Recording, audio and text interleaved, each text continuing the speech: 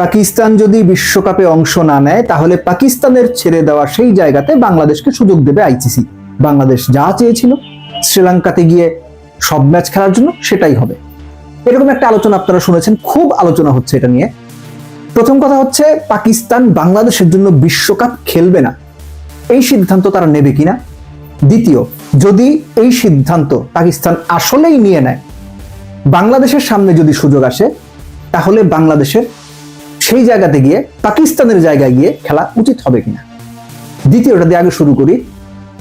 তর্কের খাতিরে ধরে নিচ্ছি যে বাংলাদেশকে যেভাবে পাকিস্তান সাপোর্ট করেছে বা বাংলাদেশের অবস্থানকে যেভাবে সাপোর্ট করেছে নীতিগতভাবে, সেই জায়গা থেকে আরো এক্সটেন্ডেড কিংবা এক্সট্রিম ভার্সনে গিয়ে পাকিস্তান যদি সত্যিকার অর্থেই বিশ্বকাপ না খেলার সিদ্ধান্ত নেয়, পুরো ক্রিকেট বিশ্বেই এই উদাহরণ ইউনিক হয়ে থাকবে এবং তার ফলে বাংলাদেশের কাছে যদি সুযোগ আসে, অবশ্যই বাংলাদেশের বিশ্বকাপ খেলা উচিত হবে না, আমি সেটা মনে করি।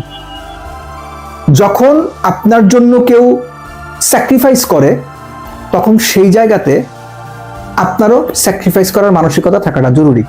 আবারও বলছি, সত্যি সত্যি পাকিস্তান যদি বাংলাদেশের সাথে সহাবস্থান জানিয়ে বিশ্বকাপ যাওয়ার সিদ্ধান্ত না নেয়, আইসিসি যদি বাংলাদেশকে খেলার সুযোগও করে দেয়, তবুও বাংলাদেশে যাওয়া উচিত না, কোনোভাবেই না।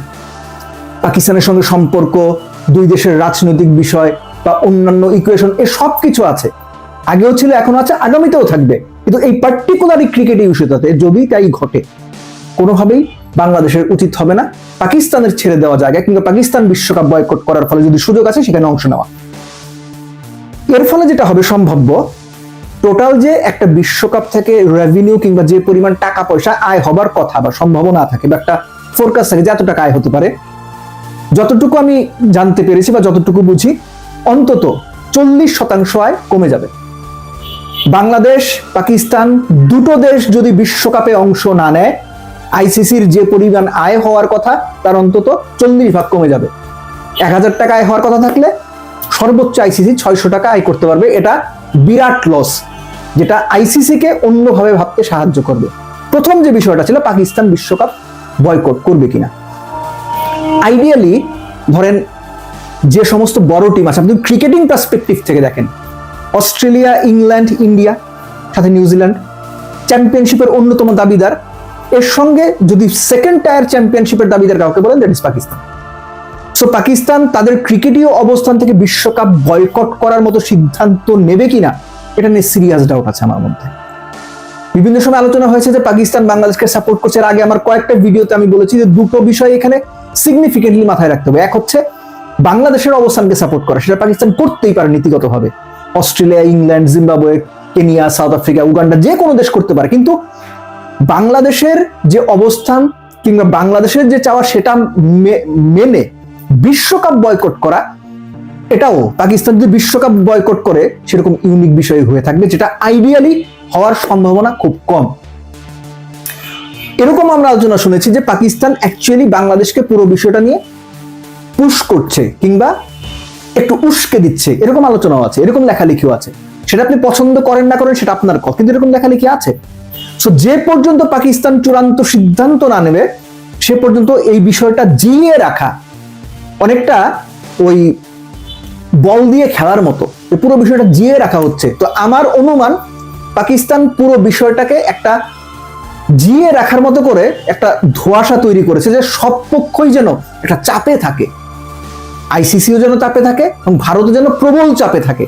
এবং এই চাপটা ক্রিয়েট করা অনেক ক্ষেত্রে পাকিস্তানের জন্য লাভজনক হতে পারে, সেটা ক্রিকেটিং পার্সপেক্টিভ থেকে কিংবা জিওপলিটিক্যাল দিক থেকে।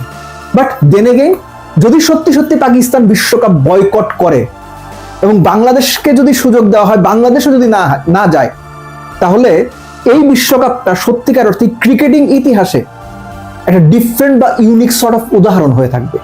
সো লেটস সি পরিস্থিতি কোন দিকে গড়ায়। তবে বিশ্বকাপ নিয়ে এবার যা হলো, সেটা আপনি এর আগে তো দেখেনই নাই, আগামীতে আরো কি কি দেখবেন সেটা কিন্তু বলা যায় না। লাস্টলি, এবি ডি ভিলিয়ার্স এর মতো লোক, আমরা তার খেলা পুরো ক্যারিয়ার সবাই কম বেশি দেখেছি, তিনিও এখন সরাসরি পয়েন্ট আউট করে সমালোচনা না করলেও বলছেন ক্রিকেট এগুলো ভালো না, ক্রিকেটটা নষ্ট হচ্ছে। এই কথাটা অনেকবার আমি বলেছি। এই যে আমরা যা দেখছি, এর আগেও যখন 3 মোড়লের ব্যাপার ছিল, যখন আমি পুরোদস্ত সাংবাদিকতা করতাম, সেগুলো নিয়ে সমালোচনা করে প্রচুর রিপোর্ট আমি করেছি। যে ঘটনা ক্রিকেটে ঘটছে টাকার জন্য, ক্ষমতার জন্য, টাকার ভাগ বাটোয়ারার জন্য ক্রিকেটটাকে নষ্ট করে দিচ্ছে। এবং এর ফলে যেটা হচ্ছে যে টাকার বন্ধু যেখানে আসে, যেখানে থাকে, সেখানে নানান রকম মাছি ভর করে, নানান রকম পোকামাকড় ভর করে, নানান রকম উচ্ছিষ্টভোগী প্রাণীরা ভর করে। এর ফলে যেটা হয়, ফিক্সিং, ম্যাচ, স্পট, এগুলো না প্লেগের মতো ছড়াতে থাকে। সো এই যে টাকার এত ঝনঝনানি ক্রিকেটে, এটা যেমন দেশগুলোর মধ্যে পারস্পরিক বৈরিতা তৈরি করছে, ক্ষমতার ভারসাম্য নষ্ট করছে, একই সঙ্গে খেলা হিসেবকে ক্রিকেটকে দিন দিন কলুষিত করছে। আপনি ঠান্ডা মাথায় চিন্তা করেন, যখন থেকে এই ক্রিকেটে IPL, T20, অমুক লিগ তমুক লিগ, অতিরিক্ত টাকার ঝনঝনানি শুরু হয়েছে, তখন থেকে এই ক্রিকেটে ম্যাচ, স্পট, ফিক্সিং যেন নিত্যদিনের ঘটনা হয়ে দাঁড়িয়েছে। চায়ের দোকানে টিভি দেখতে দেখতে, বড় স্টেজে 5 স্টার হোটেলে বসে, বিসিবির ভেতরে বসে বিসিবির পরিচালক ফিক্সিং এ জড়িয়ে যাচ্ছেন, ফিক্সিং এর অভিযোগ উঠছে তাদের বিরুদ্ধে। কেন? এই যে টাকার ঝনঝনানি।